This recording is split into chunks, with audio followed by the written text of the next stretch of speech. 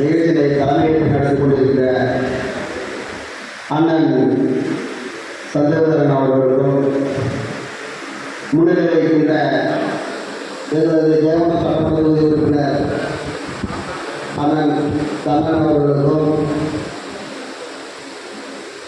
மற்றும் மேல்நிலை பொறுப்பாளராக இருந்திருக்க அண்ணன் அவர்களுக்கும் என்னை இந்த இடத்திற்கு ஆலோசனையோடு சிறுவர்களிடத்தில் கொண்டு சேர்த்து தலைமையில் இணைந்த மாண்புமிகு போக்குவரத்து துறை அமைச்சர் அண்ணன் அவர்களுக்கும் இது வந்திருக்கின்ற அனைவருக்கும் எனது நன்றியை புரிந்து கொள்கிறேன். நாங்களெல்லாம் என்ன நடக்கிறது என்று தெரியாமல் ஒரு கதையை சொல்லியோடு எங்களுடைய இளமை காலத்தில் தொடங்கிவிட்டோம்.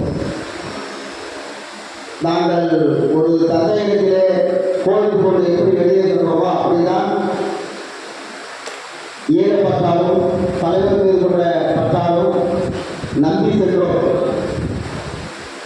பிறகு அதெல்லாம் தவறு, நம்ம வைத்து அவர்கள் பிழைக்கிறார்கள் என்பதை தெரிந்து கொண்டு நான் எப்படி என் தந்தையிலிருந்து சண்டை போட்டு வெளியே சென்றால் பிறகு சரி செய்து உள்ளே வருவனோ அதுபோலவே நான் திரும்பவும் என் தாய்களிடத்தில் நான் ஆரம்பத்திலிருந்து கிராம வேலையில் இருந்தவர், சிறு வயது முதல் கிராமம் கற்றுக்கொண்டவர்.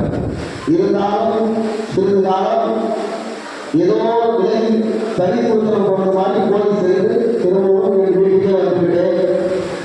நீங்களெல்லாம் பெரியவர்கள், வயதில் போகிறவர்கள், அறிவிப்பவர்கள், நாங்கள் சிறு பிள்ளைகள் ஏதோ தவறுதலாக வெளியே சென்று சிறு சிறு கருத்துக்களை பதிவு செய்திருப்போம்.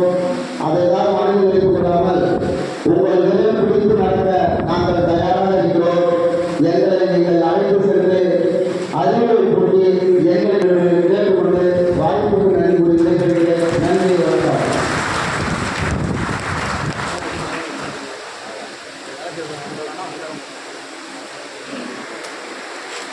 போக்குவரத்து அவர்களே, மாண்புமிகு அண்ணன் குமாரன் அவர்களே,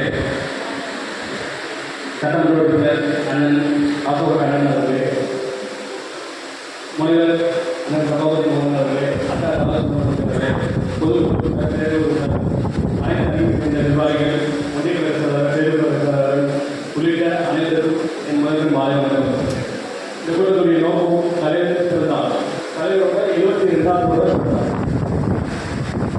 இந்தியாவோட நம்பர் முதல்வர் என்று நம்மளால் மட்டுமல்ல இந்தியா முழுவதும் போட்டி கொள்ளக்கூடிய ஒரு இந்தியாவின் நம்பர் முதல்வருடைய பிறந்தநாளை சிறப்பாக கொண்டாட வேண்டும் என்று தமிழக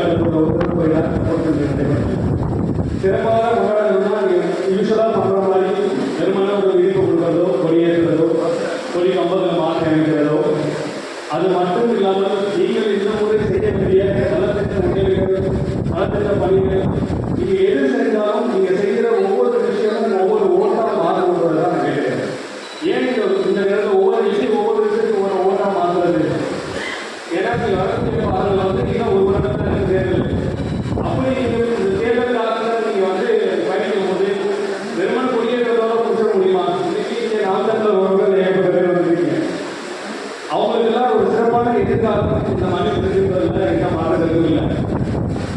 நீங்கள் நலத்திட்ட உதவிகள் இந்த ஆர்கனைஸ்டு கூட்டணி பண்ணுறதாகட்டும், இல்லை வீடுதோறும் வந்து நம்ம திமுக அரசோட சாதனை சொல்றதாகட்டும், இந்த மாதிரி விஷயங்களை நீங்கள் பண்ணுறது மூலமாக தான் ஒவ்வொரு வாரமும் நீங்கள் நாமக்கல் தெரியும். ஒவ்வொரு தொகுதியும் வந்து குறைஞ்சது 7000-10,000 ஓட்டு வாங்கிட்டு இருக்காங்க. பட் அந்த அளவுக்கான நிர்வாகிகள் கூட அங்கே இருந்துக்க மாட்டாங்க. ஒவ்வொரு தொகுதியும் சட்டமன்ற பேசும்போது அப்புறம் எப்படி நிர்வாகிகள் இல்லை, கட்டமைப்பு இல்லை, இல்லாத ஒரு கட்சி எப்படி ஒரு 7000-10,000 ஓட்டு தொகுதிக்கு வாங்கினாங்கன்னா சமூக வலைதளம் உணர்ச்சி போங்க. இது கையாளி பேசுறதும், இது மைக் உடைக்கிறதும், தூக்குறதும், இதன் போல பேசுகிறதா இருக்கிறதுனா அந்த மாதிரி ஆட்கள் வந்து நிறைய பேர் அந்த நாடுகள் இருந்து இன்னைக்கு அதன் மூலம் வந்து அதெல்லாம் போய் நிறுவனமாகி அதை உணர்ந்து திரும்ப தாய்நாட்டில் இருந்திருக்கீங்க. அதனால சமூக சரி இவங்களாம் தொகுதி மக்கள் போட்டுக்கிறதுக்கு காரணம் வந்து இருக்கான்.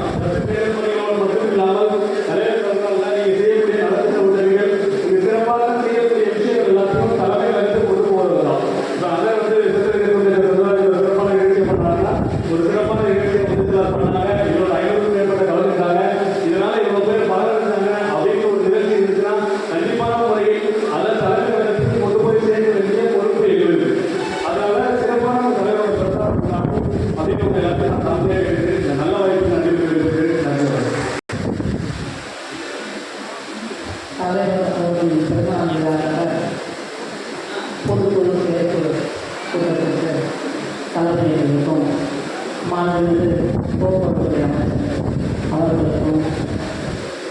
சேவகம் சட்டமன்ற உறுப்பினர் அவர்களுக்கும் மற்றும் மேலை அமர்ந்திருக்கும்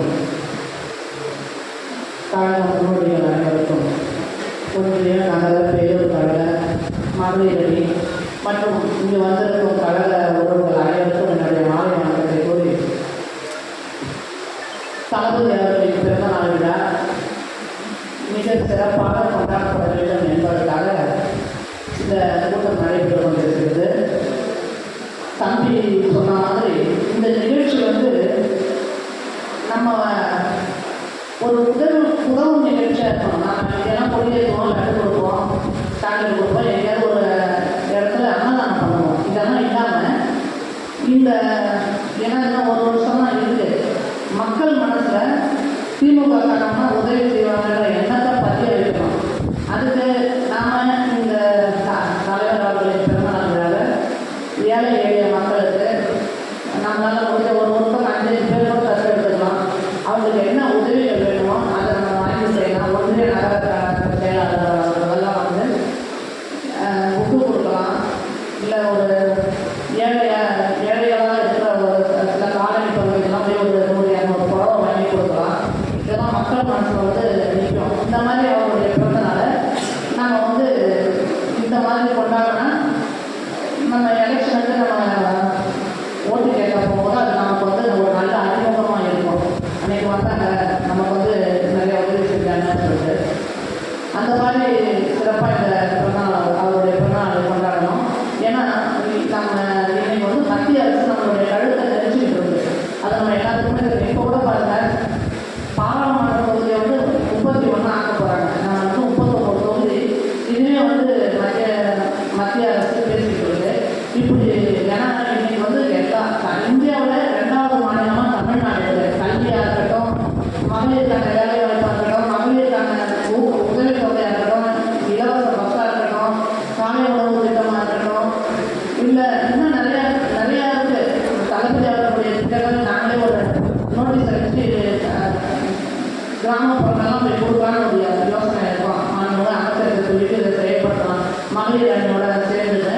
இந்த மாதிரி ஒரு திட்டங்களை கொண்டு வந்த நம்ம முதலமைச்சர் அவர்களுக்கு நிறைய நெருக்கடி கொடுக்குறாங்க. இப்போ கூட நம்ம ஒரு ஆர்ப்பாட்டம் பண்ணோம், போஸ்ட் ஆஃபீஸ் முன்னாடி, டெலிஃபோன் ஆஃபீஸ் முன்னாடிலாம் பண்ணோம்.